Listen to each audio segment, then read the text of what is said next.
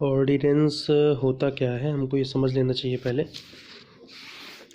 Ordinance समझने के पहले मेरे हिसाब से हमको पहले बिल समझना चाहिए कि बिल क्या होता है। लोकसभा, राज्यसभा, निम्न सदन, उच्च सदन तो हम समझते ही हैं। वहाँ पे सबसे पहले किसी भी एक्ट को लाने के लिए बिल लाया जाता है।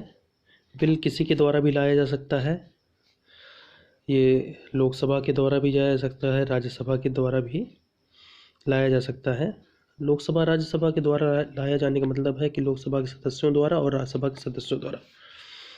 सपोज कि पहले ये लोकसभा में लाया गया है तो पहले लोकसभा में आएगा, वहाँ से मेजॉरिटी के साथ पास होगा, उसके बाद फिर ये राज्यसभा में जाएगा। इसके बाद इसमें राष्ट्रपति की मोहर लगेगी। अगर ये तीनों प्रोसेस हम फॉलो कर लेते हैं तो हमारा जो बिल आया हुआ था वो एक्ट में चेंज हो जाएगा। और एक्ट में कई तरह के कानून नियम हो सकते हैं, वो एक्ट हमारा काम करने लगता है। अब लोकसभा और राज्यसभा यो अगर नहीं चल रहे, उस कंडीशन में क्या हो, और कोई सिचुएशन ऐसी खड़ी हो गई, जैसे अभी आप देख रहे हैं जल्लीकट्टू वाला इशू देख रहे हैं, जल्लीकट्टू की प्रॉब्लम क्रिएट हो गई, उस कंडीशन में क्या होगा? उस कंडीशन में इस समय तो ना लोकसभा चल रहा है ना राज्यसभा चल रहा है, तो इस कंडीशन में हमें ऑर्डिनेंस लाना होगा। ऑर्डिनेंस ला कौन सकता है? ऑर्डिनेंस को दो लोग ला सकते हैं। कौन कौन ला सकता है? या तो राष्ट्रपति ले आए या तो राज्यपाल महोदय ले आए। क्लियर हो रही है बात? राष्ट्रपति जी जब लाएंगे तो ये आर्टिकल 123 के तहत लाएंगे, ये आपको याद रख लेना है, ये आपका पेपर में पूछा जाने वाला क्वेश्चन है। राज्यपाल जी जब लाएंगे तो वो आर्टिकल 213 के तहत लाएंगे, ये भी पेपर में आता है, याद रखिएगा। ऑर्डिनेंस ठीक वैसा ही काम करता है जैसे कि कोई एक्ट, लेकिन एक्ट हमेशा के लिए वैलिड है और ऑर्डिनेंस केवल 6 महीने के लिए वैलिड होता है। याद रखिएगा, ये 6 महीने के लिए वैलिड होता है।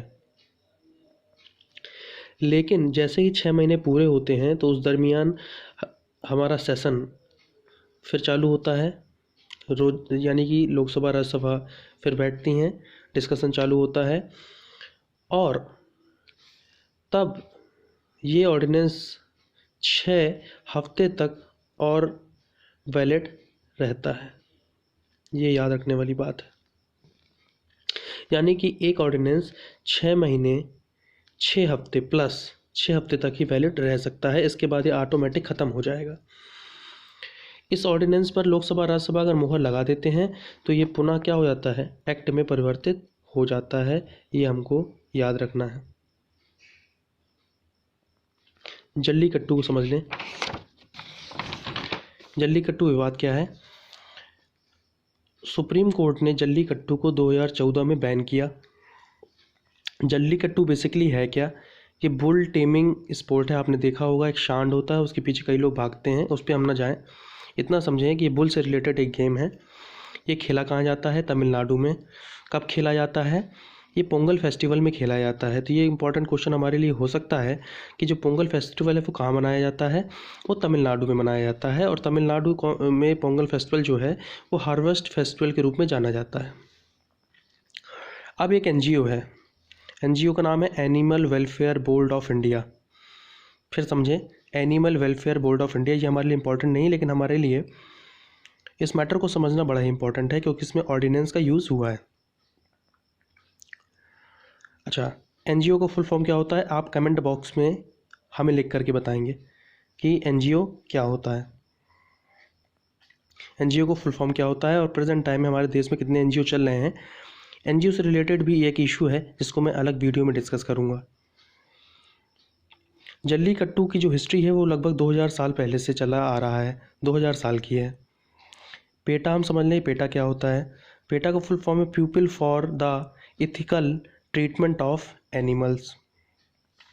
पेटा प्लस एक एनजीओ, इसने ये इशू उठाया कि जो हमारा बुल होता है ये एक जानवर है और इसका एक तरह से हैरेसमेंट हो रहा है, जिसके चलते एससी ने इस जल्लीकट्टू नामक फेस्टिवल को, जो कि तमिलनाडु में मनाया जाता है पोंगल फेस्टिवल के दौरान, उसको बैन कर दिया।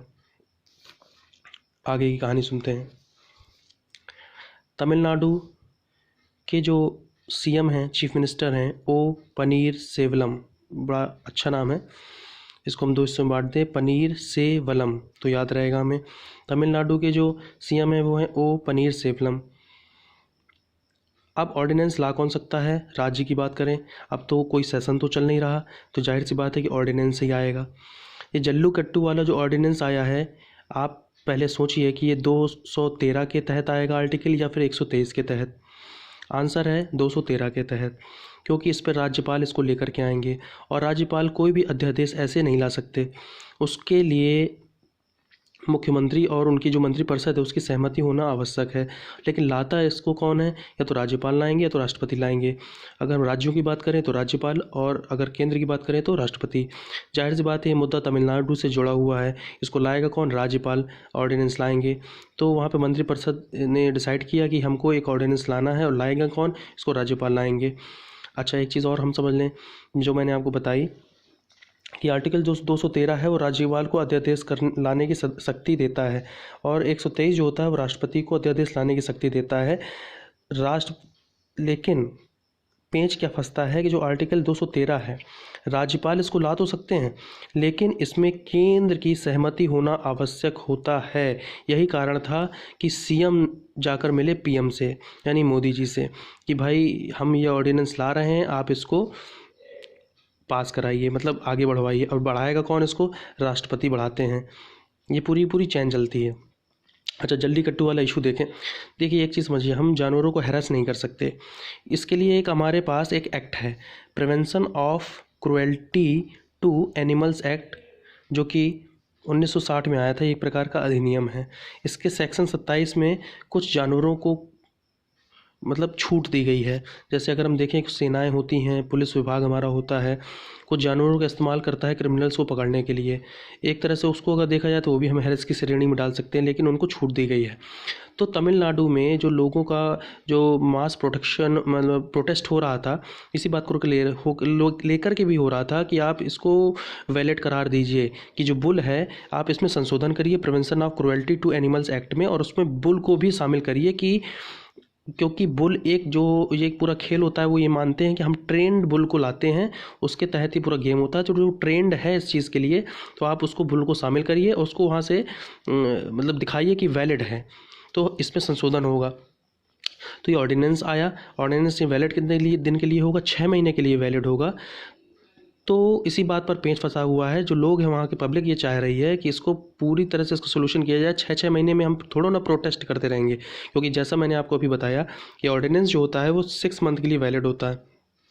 6 मंथ बाद हम दोबारा थोड़ा ना प्रोटेस्ट करने के लिए आएंगे।